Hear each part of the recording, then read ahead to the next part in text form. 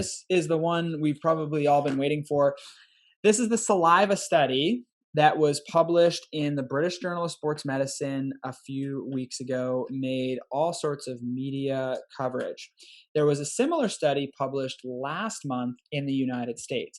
This study, both studies were similar in size. I think the United States study was actually slightly bigger, but they kind of had the same vibe to them.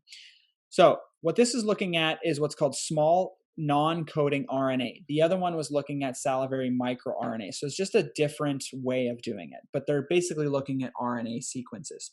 So in saliva, there's going to be all sorts of various, genetic modifier or genetic, representations in your RNA. They can do a cheek swab of this. They take a sample, they send it into a lab. So this one was looking at professional rugby players. So keep in mind that these results are not generalizable to the population because you're looking at adults and you're looking at only males. So we don't know if these profiles are going to be different in females. We don't know if they're going to be different in kids. We don't know if they're going to be different in non-athletes. There's still a lot of work to be done. But of course, the narrative is it's over. We have a saliva test. We don't really have to do anything else. And that's really not how it works. So anyway, here's what they did. They did this over 2 seasons. And this is the same thing the US study did. In season 1, you tried to develop the profile. So you get everyone to kind of take a cheek swab after a concussion injury or after a non-concussion type injury, because you're trying to separate, right? The big problem we're having, I was mentioning earlier, is you're having trouble with people that have PTSD or have concussion or have musculoskeletal injuries, and everything overlaps. So you can't tell the difference between them. So in biomarker studies, we find a lot of times that patients with musculoskeletal injuries have an elevated biomarkers the same as somebody with a concussion. So is their elevated biomarker because of brain injury? Is it because of neck injury or whiplash? That's what we have to separate. So this particular study did a good job of controlling for that. They included people with concussion. They included people with no injuries. They included people with musculoskeletal injuries. And the other study in the US included people with various kind of mental health issues as well. So it kind of improves the classification accuracy in that way. In season number 1, if they were suspecting a concussion, they pulled them off. They ran through what they call the head injury assessment protocol, which is kind of like a rugby protocol, which is basically like a scat. And they do it at 3 time points. So at head injury assessment 1 is like immediately like on field. Head injury assessment 2 is done after the game. Head injury assessment 3 is done 48 to 72 hours later. So they do those 3 time points to arrive at a formal diagnosis of concussion or not. If those results were positive, so if they thought they had a concussion, head injury assessment positive, they were basically considered to be a diagnosed concussion. If there was head injury assessment negative, they'd put it into the negative group. If it was inconclusive, they just discarded the results. But at the same time point, they took cheek swabs from everybody. And if they were head injury assessment positive, they would take a cheek swab. If they were head injury assessment negative, they would still take a cheek swab. If they had a musculoskeletal injury, they would take a cheek swab. And then they would also have healthy controls that they would take a cheek swab from at random times. They also did this at baseline for everybody. So what they were doing is then the year 1, they put all this stuff into a thing, and let's say there's like thousands of these, right? So there's so they had 702 samples. There's a whole bunch of these genetic sequences anyway. I don't know if I have the exact number here, but let's say there's like a few thousand of these RNA sequences that come up, and they'll use machine learning to figure out which are the differences between these groups. What is different in the concussion group that's not present in the musculoskeletal injury group and not present in the non-injured group? So then you can say, okay, these 7, and I think they got down to 14. So I'll basically just read this stuff because it'll be just easier to understand, so I'm not babbling everywhere. But in season 1, players from 11 out of 12 of England's Premiership highest league and 11 out of 12 championship leagues participated. So they had 22 teams participate. One championship team subsequently withdrew after the baseline sample collection owing to a lack of resources to support the study. In season 2, players from 11 out of 12 premiership clubs took place. Championship clubs were involved in a separate evaluation of concussion prevention. So season 1 was busier than season 2.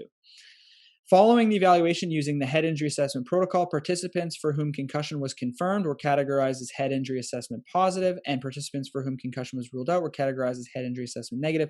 Uninjured players from the same game matched for the number of minutes played, they were the uninjured controls. Players removed owing to musculoskeletal injuries were the musculoskeletal controls. Okay. In-game samples were taken at time 1. That was at head injury assessment 1. Followed by post-game samples, which was called T2. And then they had samples at 36 to 48 hours later.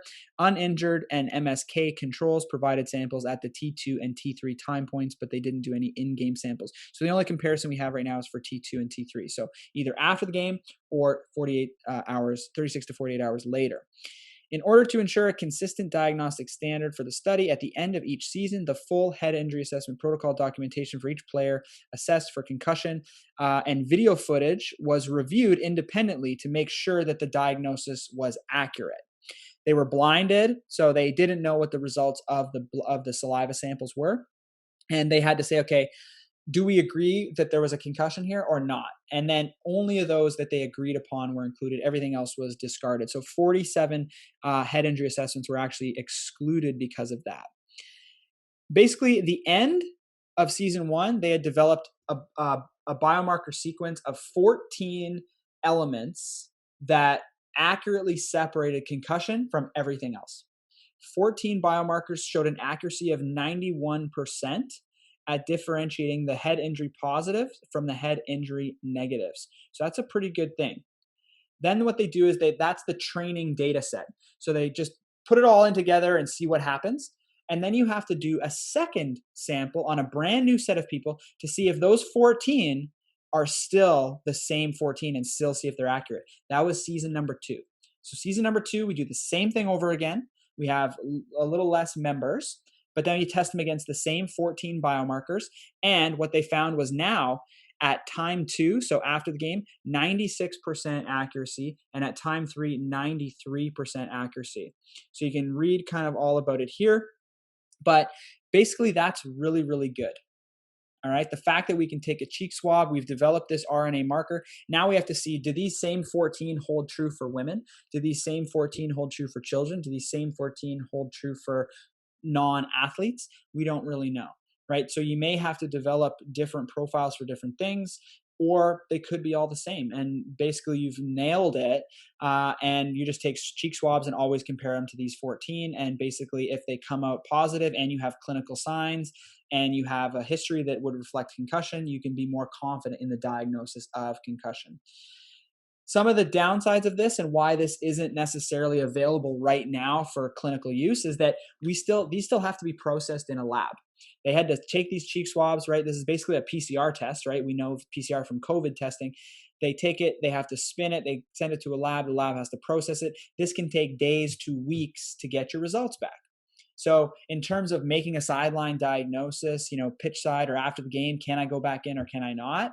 We're not there yet. We don't have the infrastructure in place. Eventually, I think technology will improve to the point where we're able to actually have sideline kits where cheek swab goes in, kind of has a spinner and just goes, here we go, right? Diagnosis, and there you're at. But right now we don't have that. So that's it.